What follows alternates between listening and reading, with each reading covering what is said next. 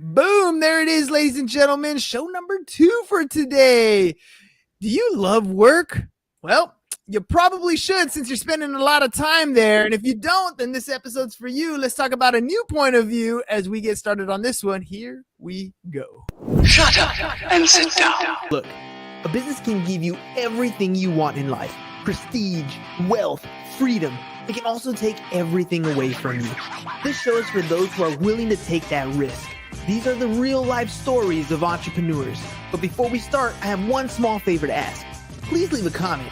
It can be advice, critiques, tips, feedback, or share this with someone because your engagement is the most valuable and most powerful form of social currency. So thank you, and welcome to another episode of Business Bros. All right, ladies and gents, you heard the saying, right? Do what you love and you'll never work a day in your life. Boy, was that a lie. After talking to over 800 entrepreneurs on the show, I know that when you love something, you usually work harder than anyone else at it. The work never ends, or does it? Today, I'm joined by someone who can teach us a new way of looking at work to take our business from good to great and tell us about the future of work.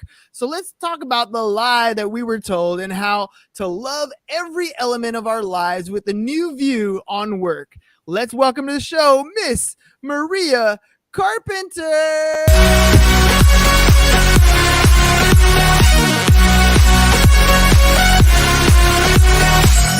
I told you we were going to have some fun, Maria. Welcome to the program.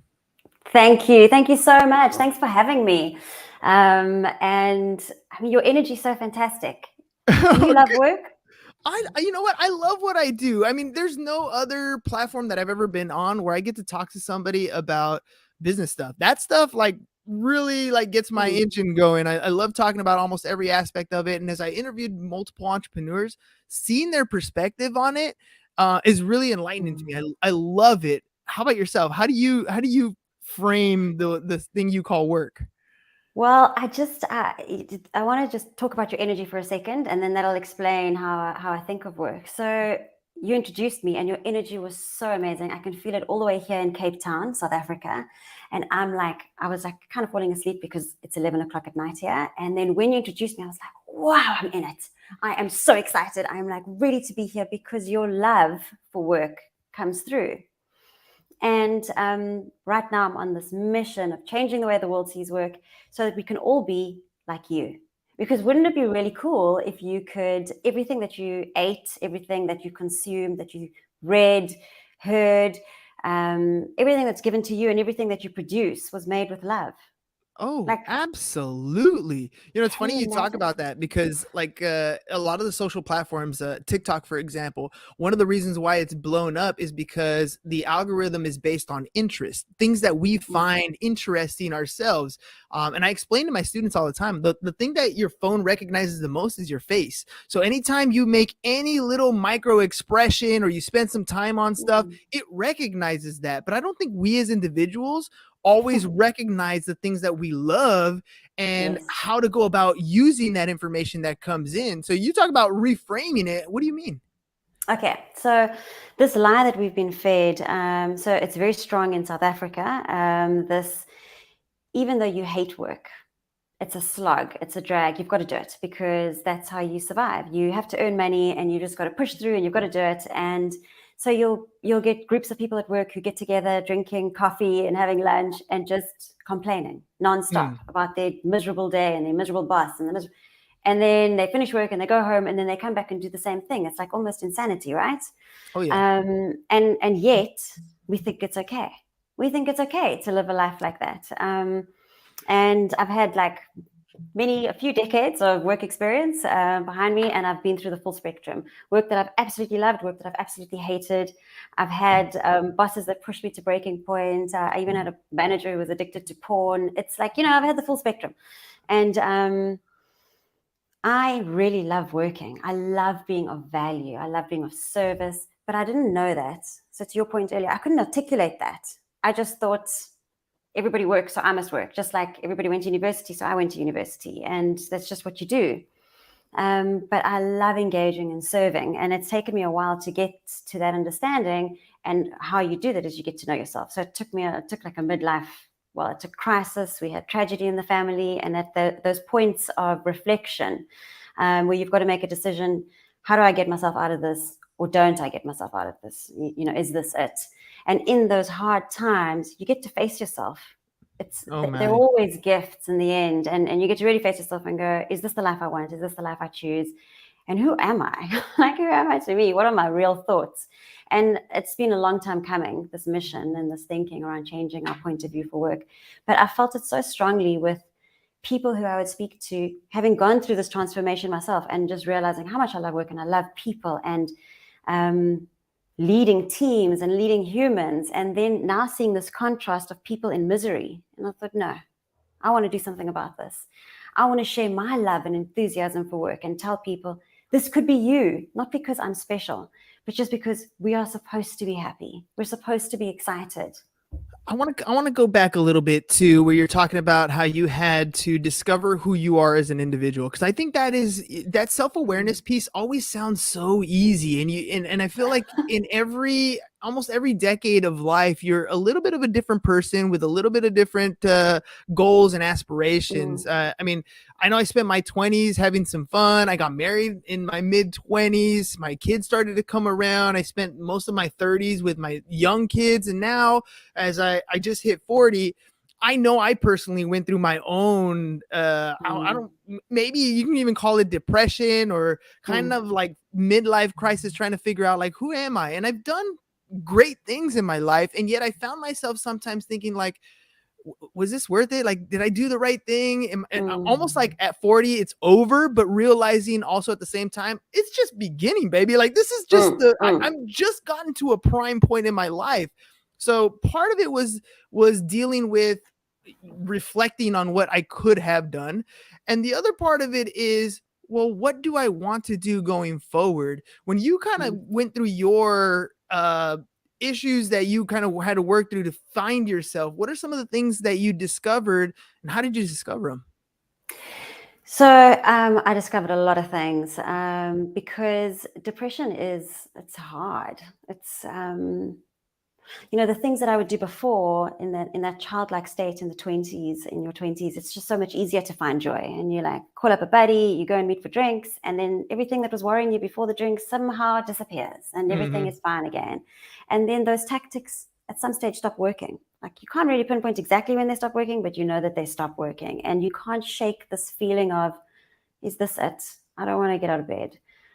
I don't know what's wrong with me, but I don't like this feeling, and I don't know how to stop it. And okay, so in that state, the strategy that I kind of fell into was immersed myself in the work of great teachers. And it was just beautiful, nurturing, supportive. So the works of Dr. Joe Dispenza, Abraham Hicks, Gabor Mate. So it's all of these human beings who are able to change perspective with words, actually. And so being an analytical thinker, I loved it. I couldn't get enough. I was like, give me all this information. And then I started creating patterns in my mind, and then reflecting back on my life and seeing where the patterns were picking, where they were from my life. Okay, so now I can identify the patterns. Do you think I changed? No. I felt the same way. Like, I mean, I'm an avid audio reader of books, right? And I love listening to like motivational speeches, especially when I'm like running. It's got that music in the background, and it kind of gets the juices flowing, gets me pumped up. But at the end of the day, it's actions that I have to take for me to change. Those books might give me thought confidence, but not necessarily life confidence, right? In that moment, you're like, yes, that totally makes sense. Everything aligns. But at some point, you need to actually do those things, whatever it is that you want to do, before you can even start to build the actual confidence that makes a difference.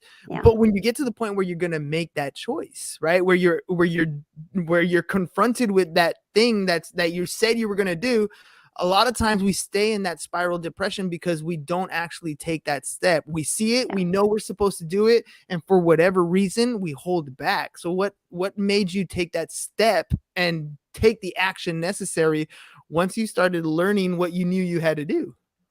Well, I realized that telling myself to be happy wasn't a great plan, and I also realized how often I'd done that in my past because I'm quite an optimistic person. So I'd be with sad people and be like, "Just pull yourself out of it. Come on, Mm. how hard can it be?" We just yeah, and then words don't fix things, but your vibration does. So I did a lot of work on changing who I am inside, and it was all this work that it was inner work, but literally inner work. So understanding how a thought is the trigger for an emotion, and you can't change your reality if you're stuck in a really poor emotion. And I had to learn one of my hardest techniques is the cold. I literally can't stand being cold. I hate being cold.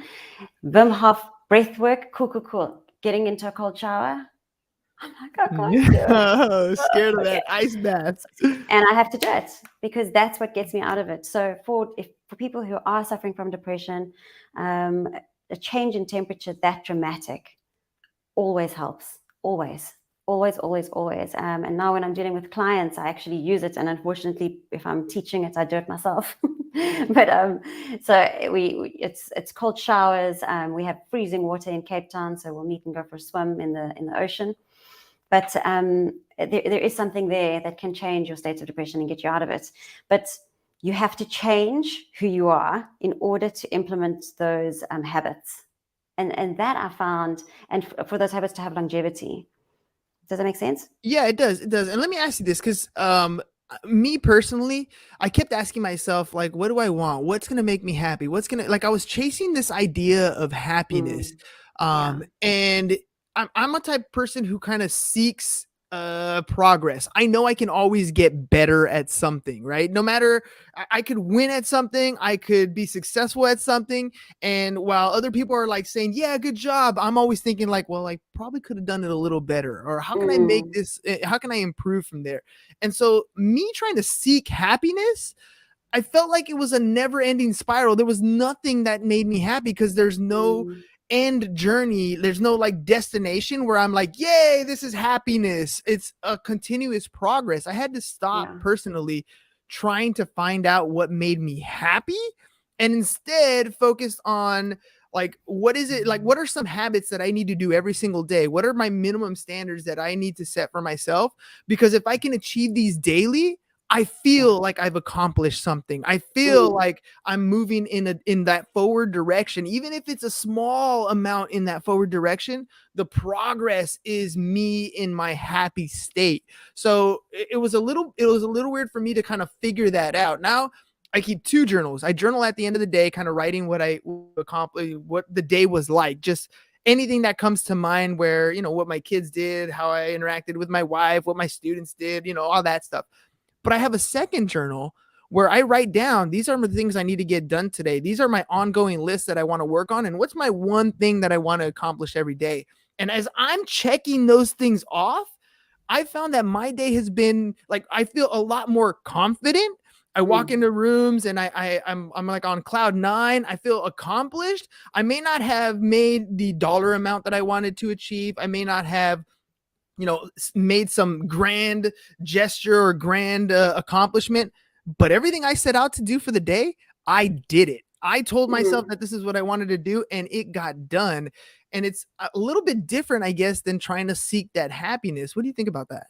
I think that's fantastic. I think what you've done is you have found a way of giving yourself structure, just enough structure for you to feel safe and secure in your day so that the rest, the creative part of your day, the coincidences, things that just happen and flow can happen without you worrying about you making a poor decision about, I'm going to just watch TV all day, Mm, and then the day passes and then nothing's happened.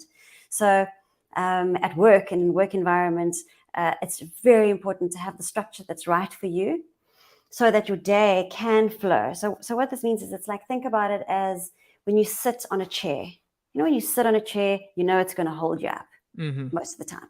So you can Hopefully. sit with confidence and you're like, yes, this chair's got me. Hardly ever do you have this thought, this chair's not going to get me. I'm going to see my ass. This is going to be so badly. You hardly ever think about that when you're sitting on a chair. You just know it's got you. So your mind doesn't have to spend time and energy focused on that. It can focus on other things, the things that when you're sitting on the chair, what are you thinking about? So it's that kind of, so that safety and security of the chair, and that you can just trust it and know it's going to take care of you. That's what structure and routine does for us. And you found the right structure and routine for yourself so that you can have really great days. Okay, so you've got a checklist. If I do this, this, and this, I've had a good, then I can do anything else. Yes. As long as it doesn't become, you can never break it, and you're inflexible, because then you get controlled by the need to have that structure and routine. Okay, so let me ask you about that specifically, because my wife told me the other day, because look, I'm very regimented. I love my routines. Like I was telling you, it helps me feel like I've accomplished stuff. I get up at 4:20 in the morning. I have my workout, and it's a pretty intense workout. I have all those things that I want to do on my checklist. I get it done. But for her, it's like there's no spontaneity there, right? There's no, like, you're not. Where is your fun? And it's very difficult. I've been reading this book by Tim Grover. He's the guy who trained Michael Jordan and Kobe Bryant and all these big named athletes. And he talks about the cleaner mentality. And it's weird because I had never heard it before. And as I'm listening to his book, he's describing these qualities. And I'm like, wait a minute, that's how I am. And I realized that that's my personality type.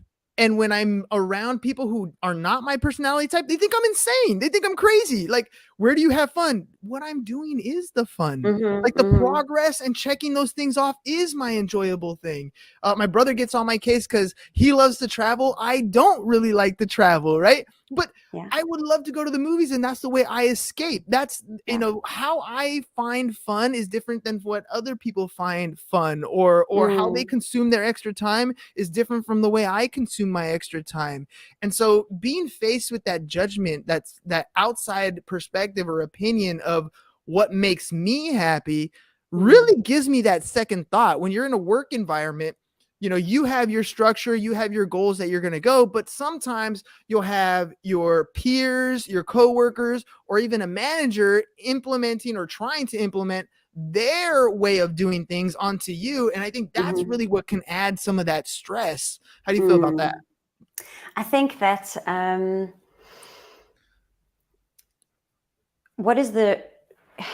what is your, okay, I'm sorry, but you are talking about yourself, so I hope you don't feel like I'm picking on you. So you must just tell me if you don't. Go for it. Pick on me. That's what I'm here for. Okay, great. What is your motivation for the routine and structure? So you have explained a bit about it, but if the need to complete and accomplish something every day is born out of the need to, you're seeking validation.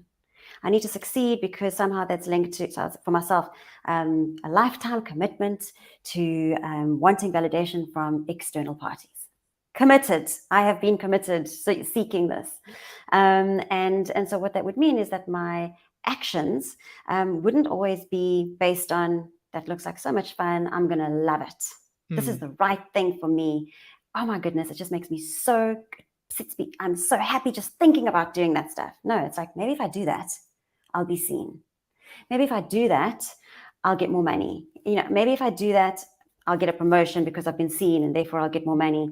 Maybe if I do that, my dad will finally see me. So I'm trying to explain the patterns that come up in everything that we do.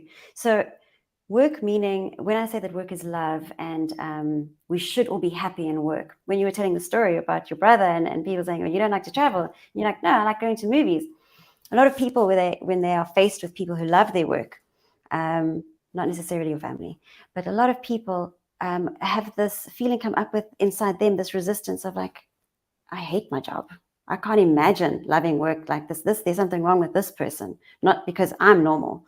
And is that normal?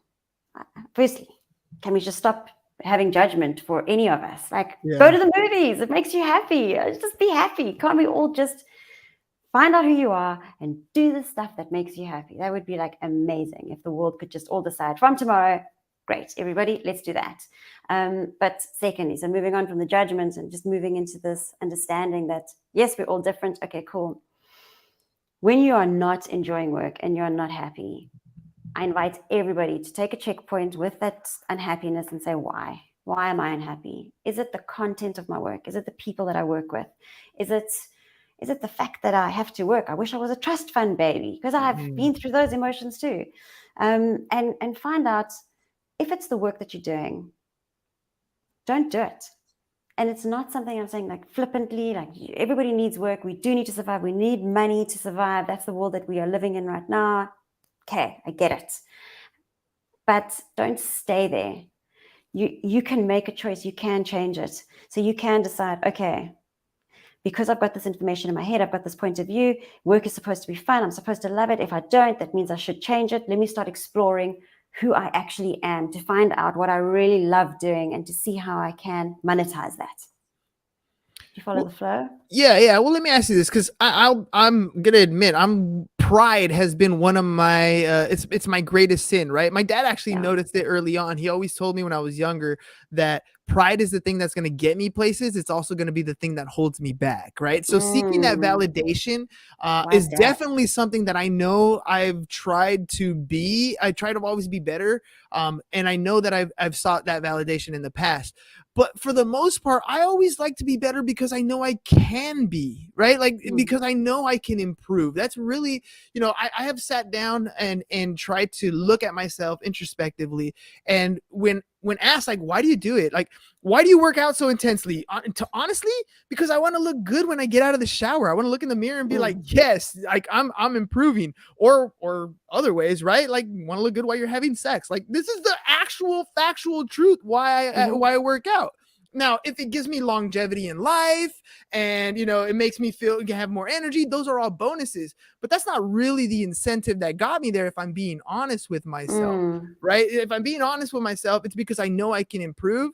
And it is maybe a little bit of vanity there. We started the podcast almost for the same reason. How do I get in front of more people? How do I start to build an audience so I can grow my business, right?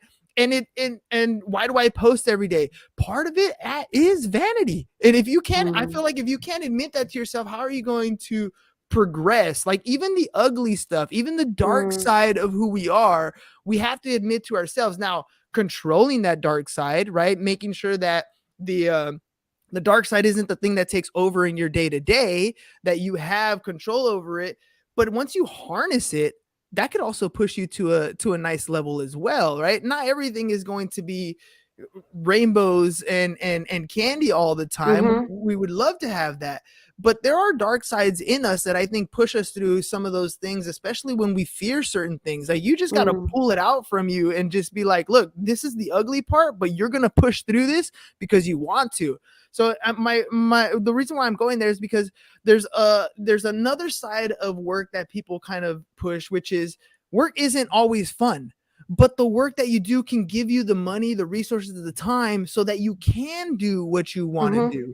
So, I feel like that's people kind of harnessing that dark side and putting in those hours that they need to, pushing through that grind so that they can live a lifestyle or have the time that they want to have. What do you say to people that kind of like, yeah, I hate my job, but it allows me to do X, Y, and Z? I don't buy it. I think it's total BS, because you spend your whole life waiting. I'm waiting for the weekend. I'm waiting for the holiday. I've been there. I've done that. And you know what it looks like? It looks like regret. I agree with that one. And it's not okay. It's not okay that we have been, the whole world has been led to believe that it's not just okay, but it's a virtue. I work so damn hard. I have no time to see my family, but we live in a beautiful house. I have this amazing car, and so does my partner, and kids go to private schools. We don't really see them, but still, they're at private schools, and we go on, and once a year we go overseas. We do this incredible holiday, and it's just so much fun. We get these photos on Facebook. It's incredible. I use Facebook like a bit on the old side. Get Instagram, and it's like, okay. And I used to think that was amazing. I thought, wow, that's great. Look at how and my vanity got me to that point, to this feeling of, look at me. I did it. I arrived. I made it. And then what happens? One day you wake up and you're thinking, but those opportunities are all gone. They're lost forever. That's so true. And mix it up with somebody dying in your family, and now he's gone. And there is no, we're going to get together in that holiday and then we'll make up for all this lost time. And when he sells his company, then and then I will also be in a position to, and then, Yes. like then we can.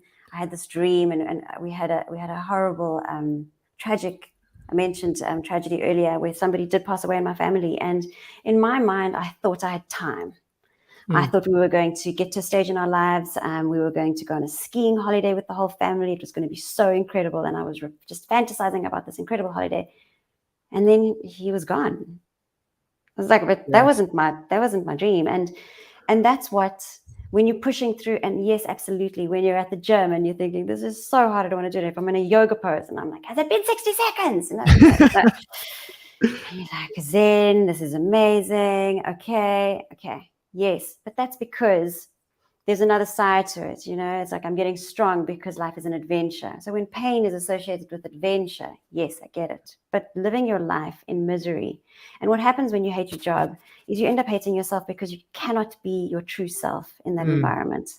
I worked for a management consulting company, and it pushed us so incredibly hard. Our hours were unbelievably long, and we had like a bit of a community at work because we were all in this pain together, but we were all sick.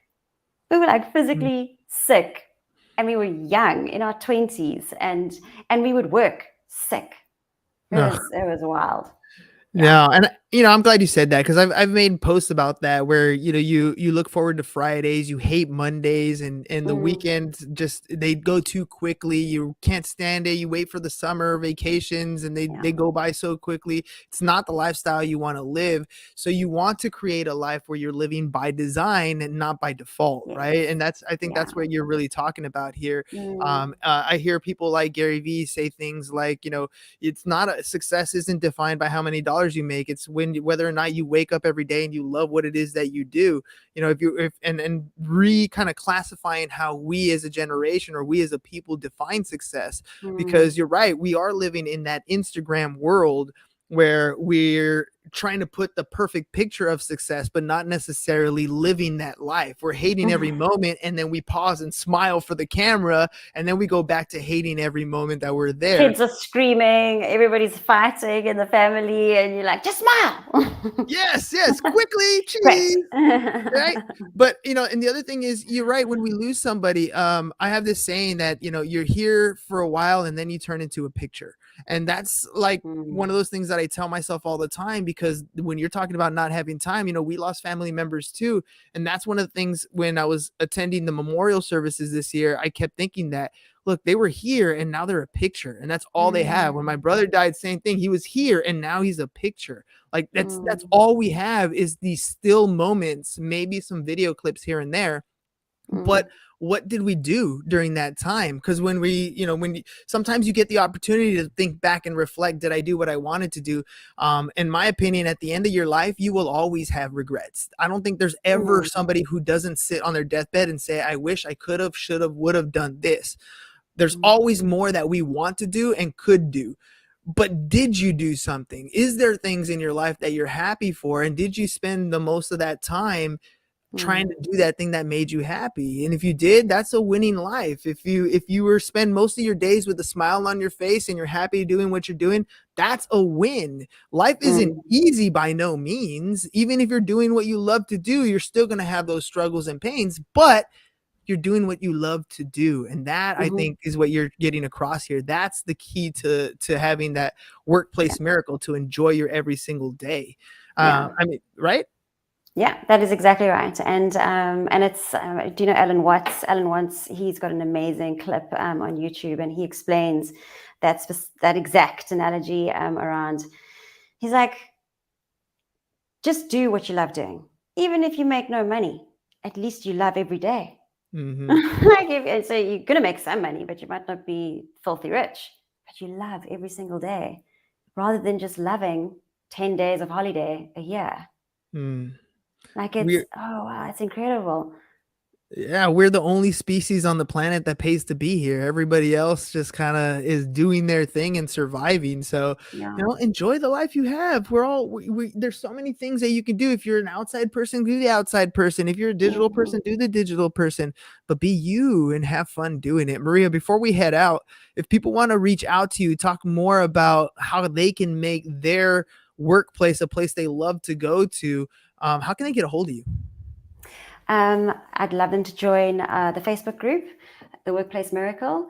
And otherwise, you can email me, or I'm just seeing what's going across the. Yeah, thank you very much. So there's the Facebook group. That's my personal profile. So you can friend me and we can have a chat. And I love chatting to people and hearing about their work experiences and what they're up to. Perfect. All right, ladies and gents. I mean, that's really what it comes down to. Do you love doing what you're doing? Are you waking up every day excited to take on the day? Or do you dread that alarm because you just want to hit the snooze button and stay exactly where you are? It's up to you. This is your life. Nobody else can tell you how to enjoy it but you. I got 17-year-old students, and I'm sure their parents don't like it when I tell them, but they got to choose their lifestyle. It's not their parents. I'm going to tell you, Maria, I heard this thing. I don't know where I heard it, but they talked about how if you decide to do the things that your parents tell you to do, which is go to college, maybe become a doctor or a lawyer, it's not what you want to do, but you know your parents want you to do it. You go, you complete it, and you're doing this job and you hate it every single day. You're going to start to build some resentment, not just for your job, but for the people who put you in that position. Don't do that to yourself. If you go the path that you want to go on, they may be disappointed at first, but as you become happier, they're going to be happy for you. So it's up to you to take on the life that you want. It's yours. Take advantage of it. Maria, thank you very much for being on the program today. Ladies and gentlemen, one more time, I'm going to pop it up here on the screen. You guys can follow Maria on Facebook. It's just her name, @Maria. How do I say your last name? It's Perulis Carpenter. My maiden surname is Perulis. Perillis Carpenter. There you go. Scrolling across the bottom. You can also find her at theworkplacemiracle.com, theworkplacemiracle.com. Make sure you guys stop by and check her out. Maria, thanks a lot for coming on the show. What a great conversation to have. It's one of my favorite ones in mindset. It's been so divine. I'm glad, I'm glad you came on. I mean, I know it's 11 o'clock over there, but hopefully I did you some justice at the end of the show. Totally worth it. Had an amazing time. Thank you. Thank you so much. All right, perfect. Now you get to go to bed and have a smile on your face, right? All right, ladies and gents, we'll catch you on the next one. Peace. Okay, and we're out. It's over. Bye. Go home. Is your business in need of marketing? Try starting a podcast, but not just any podcast. Podcast like a pro. We can show you how to take your business from being invisible to becoming a brand people trust. Go to www.businessbros.biz